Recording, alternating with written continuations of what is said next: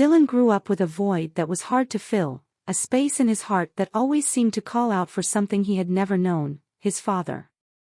His mother, a woman with an unshakable spirit, did the impossible to meet her son's needs, but there were questions even she couldn't answer. Who was the man who gave him life? Why had he never cared enough to meet him?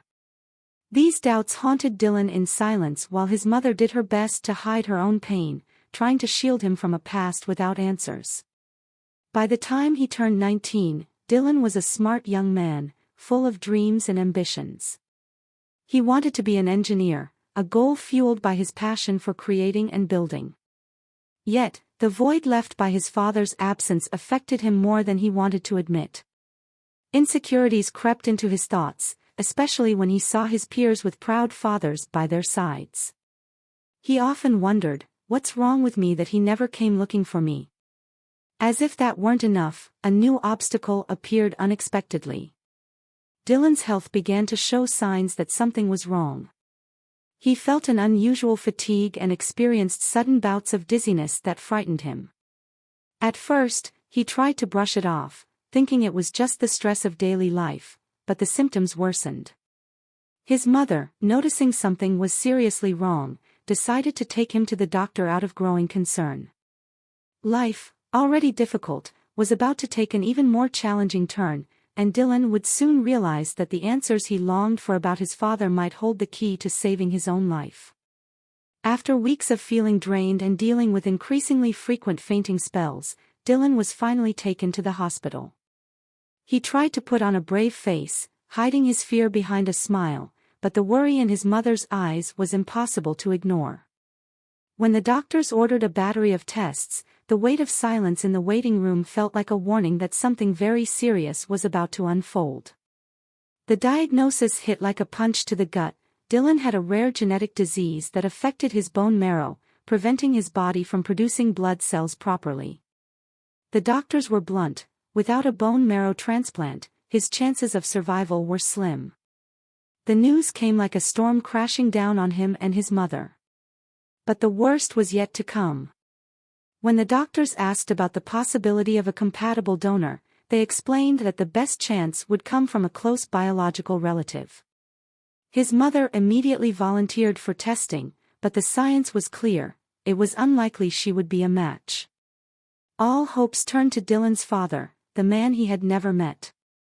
The pain in his mother's eyes was unmistakable. After years of trying to forget that chapter of her life, she had to admit she didn't know where he was. He had vanished before even knowing she was pregnant. A ghost from the past, whose absence had always left scars, now became the only hope to save Dylan's life. As the young man tried to process the gravity of the situation, a sense of injustice grew within him. How could fate be so cruel?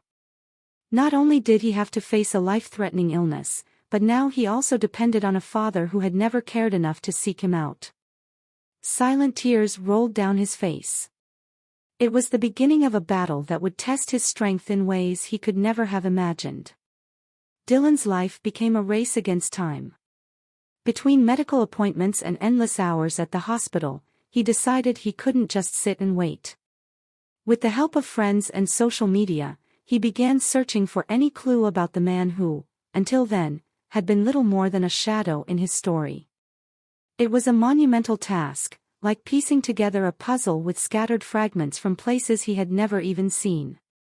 His mother, though devastated, did her best to assist. She brought out a box filled with memories that had been tucked away for years: old letters, faded photographs, and even a vague name she could recall. It wasn't enough to create a clear path, but Dylan clung to every fragment with determination. He scoured social media, forums, and online records, trying to connect the dots as the days slipped by faster than he wished. Meanwhile, his health continued to decline. The fatigue deepened, the fainting spells became more frequent, and hospital visits became part of his routine. Each day seemed to sap more of his physical and emotional strength. He wrestled with an overwhelming sense of helplessness, questioning whether it was even worth seeking out someone who had never shown any interest in finding him. Beneath the anger and sadness, a fragile hope refused to fade. He tried to believe that maybe there was a purpose to all of this, that something greater was guiding his steps. Deep down, Dylan knew he wasn't just looking for a donor to save his life. He was searching for answers, for a piece of himself that had always felt missing. The search was exhausting and riddled with disappointments, but Dylan refused to give up. Every lead ended in a dead end, yet he knew he had to keep going. After all, his life depended on it. After weeks of searching that seemed to lead nowhere, a breakthrough finally emerged. A friend, who had joined Dylan's desperate quest, discovered a man named Charles. He lived in another city, hundreds of miles away, and from the few details Dylan's mother could remember, he seemed to be the man they were looking for. Charles led a simple and quiet life, completely unaware of the storm that was about to knock on his door. When Dylan finally got his address, he felt a mix of anxiety and fear. What would he say? How would he approach a man who had no idea he even existed? And most importantly, how would Charles react to finding out he had a son, and that this son now depended on him to survive? The meeting happened on a gray afternoon, almost as heavy as the emotions Dylan carried. When Charles opened the door and saw the young man standing before him, he was confused. He was a man weathered by time, with a look in his eyes that reflected both exhaustion and surprise. Dylan, on the other hand, took a deep breath and explained why he was there. Charles was stunned. The revelation that he might have a son left him speechless. He tried to deny it, saying it wasn't possible, that there must be some mistake. But as Dylan spoke about his fight for survival, something in the young man's expression, a mix of pain and vulnerability, began to chip away at Charles's resistance. After a long silence, Charles finally gave in. He nodded, as if trying to process the impact of an unexpected truth, and murmured, "Let's do the test." It was a decision made more from instinct than reason. Something deep inside Charles, a spark buried under years of doubts and regrets he didn't even know he had, compelled him to say yes. And in that moment, fate began to chart a new course for both of them. The days leading up to the test results were filled with an almost unbearable tension. Dylan and Charles, despite sharing the same space during this brief period, barely spoke. There was a distance between them, as if silence was the only safe place to process the avalanche of emotions. When the doctor finally entered the room with the results, both of them held their breath. The confirmation came without hesitation: Charles was, indeed, Dylan's father. The revelation hit like a tidal wave. Charles, who had always prided himself on being a fair and honorable man, felt the crushing weight of guilt.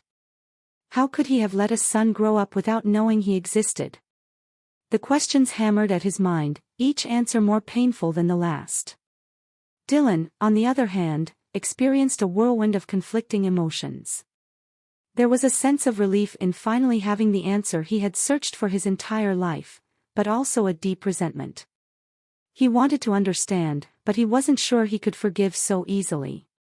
Why now, he thought, as he looked at the man who, though a part of his story, still felt like a complete stranger. Yet there was something even more urgent than dealing with their emotions: Charles was a match for the transplant. The news brought a glimmer of hope amid the storm. Without hesitation, Charles made his decision. "I'll do it," he said, with a firmness that left no room for doubt. He knew this was his chance to do something right, even if it was too late to fix the past. It was a gesture that went beyond saving Dylan's life. It was a way to try to mend what could never truly be undone. Charles couldn't change the years that were lost, but he had the power to make a difference in the present. In that moment, he promised himself that he would do everything he could to show Dylan that, this time, he wouldn't abandon him. The transplant was a challenge for both Charles and Dylan. Charles had to undergo weeks of preparation, a process that brought not only physical pain but also deep reflection on his own life. Every needle, every test, every moment of discomfort was a constant reminder of what he was willing to do for the son he had never known. For Dylan, the recovery period was fraught with uncertainty and complications. His body struggled to accept the new marrow, and each day was a roller coaster of pain, fevers, and moments of extreme fragility. There were times when he thought he couldn't endure it, but amidst the suffering, something unexpected began to unfold. Within the cold walls of the hospital, father and son, once strangers, started to grow closer.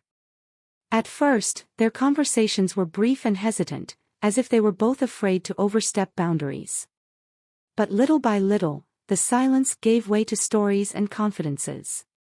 Charles began sharing pieces of his youth, funny moments, regrets, and choices he had never shared with anyone.